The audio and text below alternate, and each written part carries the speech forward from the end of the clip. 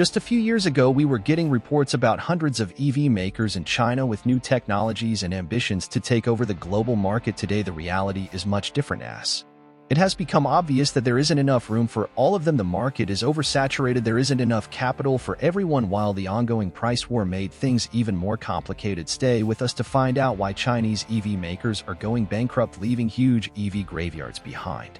Number 5. EV graveyards all around China. One of the most interesting things we've been witnessing in China lately is the so-called EV graveyards. Pretty much every bigger city has one of these, with hundreds if not thousands of abandoned EVs. What's particularly interesting is that all of these vehicles have license plates, meaning that at some point they were bought and registered. How did they end up like this? It's a bit of a mystery, but many experts think it's some kind of a scheme, considering that the vast majority of these abandoned EVs were purchased by car-sharing companies. It all started 2 decades ago when the Chinese government decided to invest billions in so-called new energy vehicles that would run on alternative sources of energy such as hybrids, plug-in hybrids, EVs, and hydrogen fuel cell vehicles. By the end of that first decade of the 21st century, when it became clear that EVs are the only way to catch up with Western legacy car makers, the government started pouring even more money into startup companies. Eventually, the large number of EV makers rose to 500. It was obvious that such a state couldn't last for so long, especially after authorities started imposing stricter conditions for incentives. Of course, the key condition was to start selling vehicles in certain volumes, but that was anything but easy to achieve. All these small startup companies with limited capital were desperate to figure out new ways to get much-needed subsidies. That's the main indicator of an organized scheme. Many believe that these companies were selling EVs only to ensure incentives, while car-sharing companies never had serious intentions to use them regularly. And while many claim that this was a scheme to get subsidies from the government, others like to point out that most of these graveyards are full of older first-generation electric vehicles that were never able to compete in terms of technology and quality, and that all of this is a natural process where most startups end up either in bankruptcy or being purchased by a Number 4. 90% of EV companies practically do not exist anymore. China's aim to become a global leader in EV technology opened up so many possibilities for startup companies. Eventually, the number of EV makers went up to 500 in 2018, and it was pretty clear that even the Chinese economy, as huge as it is, can support all of them if they don't sell at least some of those EVs. Most companies manage to gain technologies and establish production facilities, but when it was time to start making vehicles in volumes, they ran out of money, and then COVID-19 happened and an economic crisis followed. It was clear that there was not enough room for all those companies. According to last year's reports, the number of EV makers went down significantly. Officially, it's under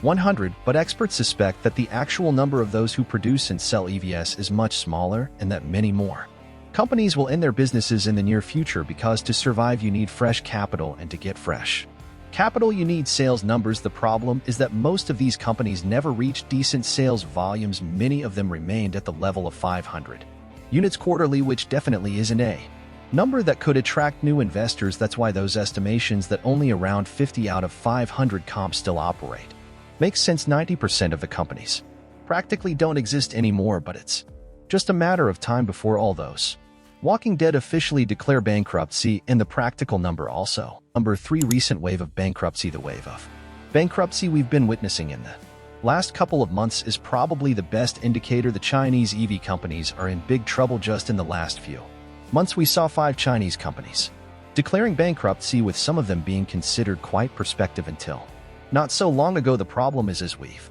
already mentioned, that the market isn't large enough for all of them. If you look at the Chinese car market and EV sales, it turns out that 80% of total sales are held by the top 10 EV manufacturers. It's only around 20% that belongs to the rest of the pack, so the data we've just mentioned doesn't surprise at all. According to some research, 1/3 of the currently active EV makers sell more than 2,000 vehicles annually, so it's easy to assume that most of them will sooner or later end their business. Experts suggest that there are at least 20 more companies to declare bankruptcy this year. Among the companies that recently declared bankruptcy are quite some prospective names. As mentioned, for example, there's a company called Line, which was even considered to be ahead of Tesla in terms of sales numbers. 8 or 9 years ago, Neutron also went into bankruptcy, just like Evergrande New Energy Auto, a company that's part of a Chinese conglomerate that invested billions in electric vehicles, but despite the massive investments, it never managed to make any decent sales number, which caused a monumental loss of $17 million on every EV sold. Finally, let's not forget the WM, one of the most recent cases of bankruptcy. Once again, we're talking about an EV maker that seemed quite promising, especially if we consider it one of the startups with the largest capital, estimated at $5.3 billion. But despite some pretty respectable technological achievements, WM was never able to compete in this price war and cover big losses. The company is currently in a massive, or two even big players are questionable with the ongoing price war and other challenges of the super competitive Chinese EV market. The fall of all those startups doesn't surprise at all, but what's a little surprising is that even the big players have trouble keeping up with the competition, even among the top 10 makers. There's a lot of struggle because it's not easy to make a profit on EVs, even with high-volume sales. Practically BID is the only Chinese car maker that makes money on EVs. Moreover, BID and Tesla are currently the only two companies that make a profit on EVs in the entire world. Other major car makers from China struggle to crack the EV economy despite the generous government incentives and low labor costs. They're all losing money, including companies like NIO. This company already established pretty impressive production facilities and currently employs more than 11,000 people, but sales are anything but good, considering that NIO managed to sell just 8,000 last year, losing around $35,000 on each electric vehicle, which is on par with Western legacy car makers like Ford. With that in mind, it doesn't surprise that companies like NIO are number one. Domestic market limitation. Probably the main reason why so many EV makers went into bankruptcy is the fact that the Chinese domestic market has so many limitations. China may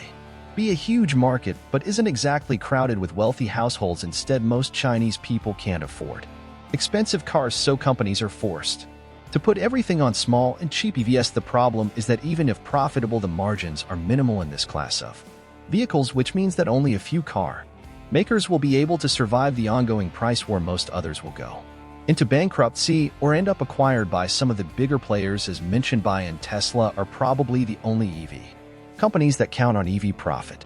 Besides them, there are a few more legacy car makers that can survive because these companies don't depend on the domestic market only. There are companies like G or MG with a strong presence in various markets around the world. These two companies have been selling cars in various international markets for years and already established a position of affordable alternatives to Western car makers in those markets. They can offer competitive prices, whether it's about electric or traditional internal combustion powered models, and compensate for the losses they are and will be making domestically. So what we're witnessing now is a complete change in the Chinese EV market landscape. The era, other words, the number of Chinese EV companies will continue to fall and probably won't stop until there are just a few major players left.